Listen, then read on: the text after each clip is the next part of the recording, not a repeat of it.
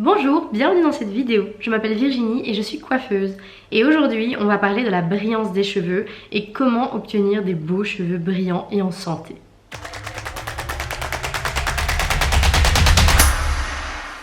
Ah là là, les cheveux brillants, c'est toute une histoire. On adore ça ou on aime un peu moins. J'en connais qui adorent avoir les effets matifiants sur leurs cheveux. Personnellement, j'adore avoir de la brillance dans mes cheveux, surtout quand je fais un petit wavy ou que j'ai des petites boucles comme en ce moment. Je trouve ça tellement beau. Il y a une première chose qu'on va mettre ici en introduction de vidéo, c'est tout d'abord que votre cheveu a besoin d'hydratation. Et généralement, la brillance vient aussi de cette hydratation. La chose qui empêche, la chose numéro 1 qui empêche l'hydratation généralement pour mes clientes, ce sont les passages trop fréquents avec des objets chauffants. Donc les plaques, fer à lisser, fer à boucler, le sèche-cheveux en lui-même, quand on a des sèche-cheveux qui sont très très forts. Alors on se comprend bien, le cheveu doit quand même être sec, donc il faut passer le sèche-cheveux et autres. Mais déjà, il vous faut un protecteur de chaleur à chaque fois, et ça que ce soit le fer, le boucleur ou le sèche-cheveux. Même pour le sèche-cheveux, il faut un thermoprotecteur. Mais en plus, quand vous allez passer par exemple vos plaques ou votre boucleur, il est très important d'essayer d'y passer le moins de fois possible. En fait, à chaque fois que vous allez passer sur la même mèche avec votre fer, vous allez à chaque fois lui retirer de l'hydratation, et ça peut ternir votre cheveu. La deuxième chose qui peut empêcher la brillance, ce sont les colorations. Alors on s'entend bien, je parle de coloration que vous feriez vous-même à la maison. Parce que je suppose que vos professionnels de la coiffure, votre coiffeur, votre coiffeuse, savent quoi appliquer sur votre cheveu pour ne pas le rendre charbonneux sur les longueurs et autres. Donc je mets vraiment cette case là de côté. Je vais plutôt parler de toutes celles qui font leurs petites retouches racines ou longueurs à la maison et qui utiliseraient des produits non professionnels, ou même peut-être qui utiliseraient des produits professionnels mais qui passeraient leur temps... Imaginons vous avez quelqu'un avec des cheveux noirs, 100% de cheveux blancs en racine quand ça repousse. Si à chaque fois elle refait sa racine, mais qu'en plus elle allonge sur ses longueurs, ben ça va fragiliser à chaque fois ses longueurs. Et il faut pas croire qu'en remettant de la couleur dessus, ça va les rendre brillants. Au contraire, ça va les charbonner, ça va les faire remplir et gorger de couleurs. Et ça, ben ça va les dévitaliser, ça va les assécher. De plus, toutes les colorations un petit peu, je sais pas, pour passer de brun à blond, il faut pas oublier que dedans il y a beaucoup d'ammoniac, beaucoup d'oxydants à très haut volume.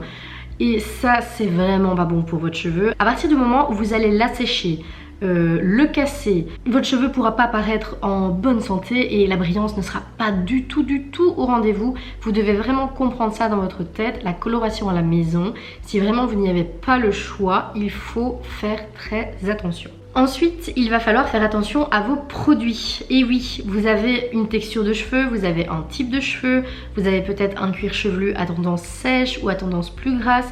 Il va falloir prendre tout ça en compte et vous pouvez vous faire bien sûr conseiller par votre professionnel de la coiffure, ou si vous avez des questions ici en commentaire, hein, j'y répondrai sans problème. Mais il va vraiment falloir utiliser des produits adéquats pour vos shampoings et vos soins. Si vous les alourdissez trop ou si vous avez un shampoing trop décapant, il faut vraiment voir la globalité des produits que vous utilisez. Si possible, essayez d'utiliser des shampoings sans sulfate, ce serait vraiment le top. En dehors des shampoings, il y a aussi tous les petits sérums qu'on vous vend comme ça, de toutes les marques possibles et imaginables. Faites très attention. On vous dit souvent oui mettez un petit peu d'huile, un peu de sérum avant de passer à la plaque ou avant non. Je suis totalement d'accord, encore une fois, mais attention, lisez la notice. Nous, coiffeurs, quand on vous conseille des produits, on va vous conseiller nos produits que nous connaissons. Mais je ne sais pas si vous êtes au courant, il y a certaines huiles qui ne peuvent pas en fait être mises sous éléments chauffants. Donc moi je vais vous conseiller une huile par exemple, là j'en ai pas, je vous mets une image de l'huile que je vous conseille. Je sais que cette huile est faite pour passer sous objets chauffants, donc les plaques, les boucleurs, sèche-cheveux. Si vous utilisez une huile et que dans la notice il fait écrit qu'elle n'est pas faite pour les objets chauffants, vous mettez de l'huile sur vos cheveux, vous passez la plaque dessus et là vous allez voir de la fumée de partout. Alors ça peut arriver que lors d'un brushing ou autre, il y ait de la fumée qui passe un petit peu. Ça c'est pas très grave, ça veut juste dire que le pré-séchage n'était pas à 100% et que le cheveu est encore peut-être un peu humide. Tant qu'on passe une fois, c'est pas grave. Mais là, vous avez rajouté de l'huile. L'huile, je sais pas comment vous donner une image. Pensez au comment on cuit une frite, une bonne frite belge. Eh ben, avec de l'huile de friture. Vous voyez la... Vous comprenez ? Et par après, faites aussi attention, une fois que vous avez mis tous ces produits-là et que vous allez arriver à votre prochain jour de lavage de cheveux, de ne surtout pas vous démêler les cheveux si vous avez mis trop de produits, du style du gel ou autre, parce qu'on a tendance avant de les laver, de se dire allez, je vais bien les démêler pour pas que j'ai trop de nœuds et tout. D'accord, mais démêler les cheveux à sec, ça peut les abîmer. Et un cheveu cassé, c'est un cheveu pas brillant du tout et pas sain du tout. Un autre point très important pour avoir des cheveux sains, en bonne santé et brillants, la coupe de cheveux. Il est primordial, mesdames, de vous couper les cheveux au moins une fois tous les 6 mois. Je sais que très souvent on n'aime pas parce qu'on a envie de voir jusqu'où ils peuvent pousser, etc. etc. Il y a cette fameuse légende du si on coupe ça poussera plus vite et tout le monde me dit non, ça n'existe pas, ça c'est une fausse légende, non. Je vais briser vos rêves, mais elle est totalement vraie cette légende. En fait ici je vais vous parler de ce qu'on appelle la perle du cheveu.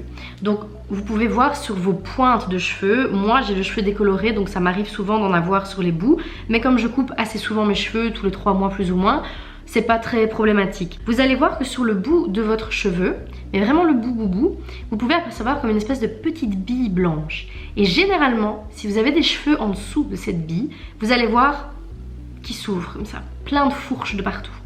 Cette bille là, elle est apparue parce que le cheveu, à force, il pousse, il y a des frottements, la nuit, les écharpes, les manteaux, tout ce qu'on peut imaginer comme frottement, ça va les abîmer, on les attache pour le sport, etc. Et comme vous n'avez pas coupé, et que peut-être vous prenez pas beaucoup de soins avec des produits professionnels, et même si vous prenez du soin avec des produits professionnels, ça peut arriver que ce soit vraiment trop abîmé. Ça va dépendre évidemment de ce que vous avez fait dans vos cheveux ou non, mèches, couleurs, etc. Cette perle, si vous ne la coupez pas, elle ne va faire que monter dans votre cheveu. Et à chaque fois qu'elle va monter, elle va faire des cassures. Et c'est pour ça qu'on vous dit de vous couper les cheveux. Parce que si vous avez 2-3 perles de cheveux qui sont apparues, mais que tous les 6 mois vous allez couper, votre cheveu va repousser encore mieux. En fait, c'est pas que ça va repousser mieux à votre racine, c'est que vous allez avoir des longueurs qui poussent non cassées parce que la perle ne sera pas remontée. Je sais pas si j'étais très claire, mais j'ai vraiment essayé de mon mieux. Un point auquel on ne pense pas souvent, c'est le soleil. Alors je sais en Belgique, on n'en a pas vraiment beaucoup, mais nous allons en vacances. Et en vacances, il se peut que nous ayons beaucoup de soleil, voire trop de soleil. Et à ce moment-là, on est tellement content de le voir qu'on oublierait presque tout. Notre peau, nos cheveux, tout. Et pourtant, c'est bien dommage parce que le soleil, c'est vraiment un décapant naturel, un éclaircissant naturel. Je sais pas si vous avez déjà vu parfois les petites filles qui sont toutes brunes, elles vont en vacances et après elles ont les bouts des cheveux mais blonds, soit parce qu'elles ont mis des casquettes et il y avait que ça qui était visible ou autre. Moi ça m'avait déjà fort choqué à une époque, j'avais vu ça, pour vous montrer vraiment à quel point le soleil a un impact sur vos cheveux. Et alors si vous alliez eau de mer ou salé avec le soleil, là c'est la catastrophe. Je ne vous dis pas de ne pas aller en vacances, ce que je vous dis c'est vraiment de protéger vos cheveux.